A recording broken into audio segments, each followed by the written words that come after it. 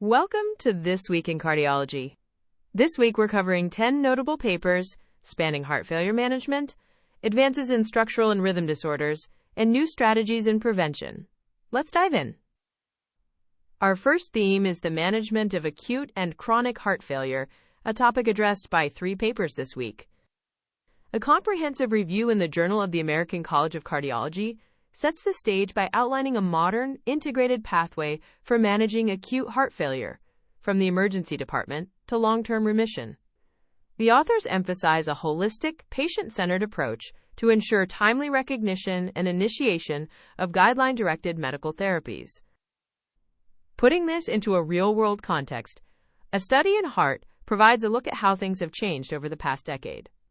Investigators compared 2 large French surveys of patients hospitalized with acute heart failure, one from 2009 and another from 2021. They found that while patient age and ejection fraction categories remain stable, the burden of comorbidities has increased. The emergency department is increasingly the main entry point for these patients. Despite these challenges, there was a significant decrease in 6-month mortality, which fell from about 25% to 21%. However, the study also highlights a major gap. In patients with HFrEF, the prescription of ACE inhibitors, ARBs or RNIs at discharge, actually decreased over the 12-year period, from 78% down to 71%. This points to a persistent shortcoming in implementing evidence-based therapies. One therapy that is gaining traction is addressed in the Journal of the American Heart Association. This study focused specifically on older patients, a group often underrepresented in major trials. Using data from the Get With the Guidelines Heart Failure Registry in the United States, researchers analyzed nearly 9,000 Medicare beneficiaries aged 65 or older who were hospitalized for HFrEF. Of these, only 16.5% were started on an SGLT2 inhibitor by discharge. After statistical adjustment, initiating an SGLT2 inhibitor was associated with a 24% lower risk of all-cause mortality over 1 year.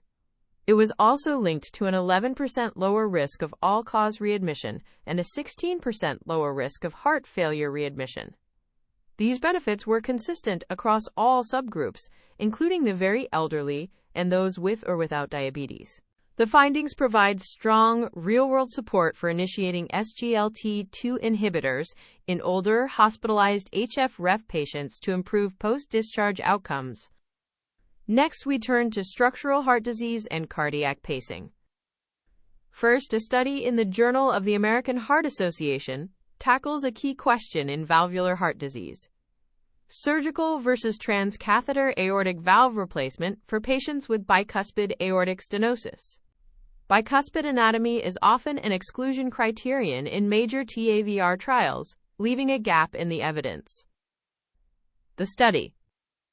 This was a multi-center, observational study using propensity score matching to compare outcomes. After matching, the analysis included 256 pairs of patients with a median age of 75. Results. At 1 year, the primary composite outcome of all-cause mortality, stroke, rehospitalization, or valve dysfunction was not significantly different between the TAVR and SAVR groups, occurring in 15% and 12% of patients respectively. However, when looking at individual components and extending follow-up to 2 years, a different picture emerged. The risk of stroke was 3 times higher in the TAVR group, and the risk of valve dysfunction was 4 times higher. Both of these differences were statistically significant at the 2-year mark. Conclusions.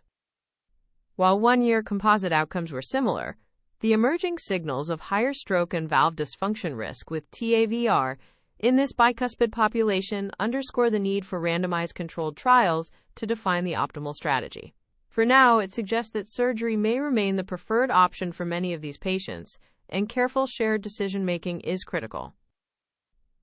Staying on the topic of hardware, a primer in the journal Heart reviews the paradigm shift in cardiac pacing towards conduction system pacing.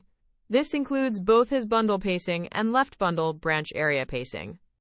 The authors remind us that while traditional right ventricular pacing is reliable, it creates dysynchronous activation that can lead to pacing-induced cardiomyopathy and atrial fibrillation. Conduction system pacing attempts to avoid this by recruiting the intrinsic His-Purkinje network, restoring a more physiologic synchronized contraction. The review serves as a practical guide for general cardiologists on the rationale, techniques, and clinical evidence supporting this evolving field, which is becoming increasingly important for patients with bradycardia and for some requiring cardiac resynchronization therapy. Our third theme covers new approaches in arrhythmia management and risk stratification. First, can we safely manage low-risk atrial fibrillation outside of the hospital? A pilot study from Australia explored this very question. The STAY study developed a community-based model of care where paramedics identified low-risk patients with acute AF. After cardiologist confirmation, patients were treated on scene with metoprolol or rivaroxaban and then transitioned to virtual care or a rapid access AF clinic, completely bypassing the emergency department. Of 573 patients assessed, nearly 80% were deemed low risk and suitable for this pathway. Among the 57 patients recruited into the pilot, there were no deaths at 30 days, and only 3 patients, or 5%, required hospital admission. The average time to specialist care was just over 1 day. This pilot suggests that for a selected low-risk AF population, a community-based pathway is feasible and safe, and could significantly reduce the burden on emergency services. Further assessment at scale is now needed. From a common arrhythmia to a rare one, a paper in Cardiovascular Research explores a futuristic approach to risk stratification in long QT syndrome. Current methods for predicting which genetic variants confer the highest risk of cardiac events are insufficient. In this study, researchers used human-induced pluripotent stem cells to grow patient-specific cardiomyocytes carrying 6 different pathogenic variants in the KCNQ1 or KCNH2 genes. They then recorded detailed electrophysiological data from these cells and used it to train a machine learning model. The model was able to classify the risk level associated with each genetic variant with 89% accuracy. This proof-of-concept study demonstrates that combining stem cell technology with machine learning could provide a powerful new tool for granular, variant-specific risk stratification, potentially leading to more personalized management for patients with inherited arrhythmic disorders. Finally, we'll cover prevention, disparities, and special populations. In the realm of secondary prevention, the Victorian Inception trial evaluated the LDL-lowering efficacy of inclisiran in patients with a recent acute coronary syndrome. This open-label trial randomized 400 patients with an LDL-C of 70 mg per deciliter or higher to receive inclisiran plus usual care or usual care alone. The results were striking. By day 330, 2/3 of patients in the inclisiran group achieved an LDL-C below 70, compared to just 28% in the usual care group. Furthermore, 54% of the inclisiran group reached the more aggressive target of below 55, versus only about 14% with usual care. This represented a nearly 47% greater reduction in LDL-C for the inclisiran group. The therapy was well tolerated. This is the first trial of inclisiran in the post-ACS setting, and shows that early initiation leads to rapid and sustained attainment of guideline-directed LDL goals. Next, another paper in the Journal of the American Heart Association provides a sobering look at gender representation in the trials that form the basis of our clinical guidelines.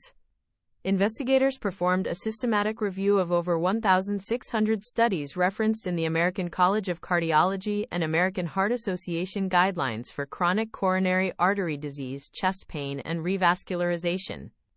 They found a persistent underrepresentation of women across the board. Women made up only about 30% of participants in revascularization trials and 33% in chronic coronary disease trials. The study's participation to prevalence ratios, which compare enrollment to disease burden, confirmed substantial gaps. Despite 4 decades of advocacy, overall progress has been minimal. The paper is a critical reminder that our evidence base is not as generalizable as we might think, and that proactive strategies are urgently needed to ensure equitable research. Lastly, a review in the European Heart Journal draws attention to the converging fields of cardiology and oncology. The article highlights the shared challenges and growing burden of patients who have both cancer and cardiovascular disease. As cancer therapies improve and patients live longer, cardiovascular complications are becoming more prevalent. This serves as an important prompt for all cardiologists to be aware of the principles of cardio-oncology and the importance of multidisciplinary collaboration to manage these complex patients. If you only have time for one paper this week, make it the study on SGLT2 inhibitors in older, hospitalized HFrEF patients from the Journal of the American Heart Association.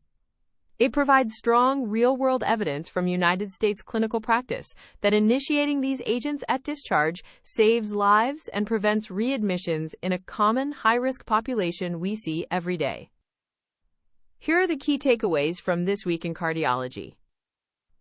First, for older patients hospitalized with heart failure with reduced ejection fraction, in-hospital initiation of SGLT2 inhibitors is associated with a significant reduction in one-year mortality and readmissions. This real-world evidence strongly supports making this a routine part of discharge care. Second, in patients with bicuspid aortic stenosis, TAVR appears to have similar composite outcomes to surgical replacement at 1 year, but emerging data suggests a higher risk of stroke and valve dysfunction at 2 years. This highlights the need for caution and reinforces the importance of shared decision-making in ongoing randomized trials. Third, for secondary prevention after an acute coronary syndrome, early initiation of inclisiran is highly effective at achieving and maintaining guideline-recommended LDL cholesterol goals, suggesting a more aggressive lipid-lowering strategy is feasible and effective in this high-risk group. Fourth, despite overall improvements in heart failure mortality, significant gaps persist in the implementation of guideline-directed medical therapy at discharge. And in a broader context, women remain persistently underrepresented in the major ischemic heart disease trials that inform our clinical guidelines, a disparity that requires urgent action. That's your roundup for This Week in Cardiology. The full transcript and references are available on the episode page in your Audio Scholar library.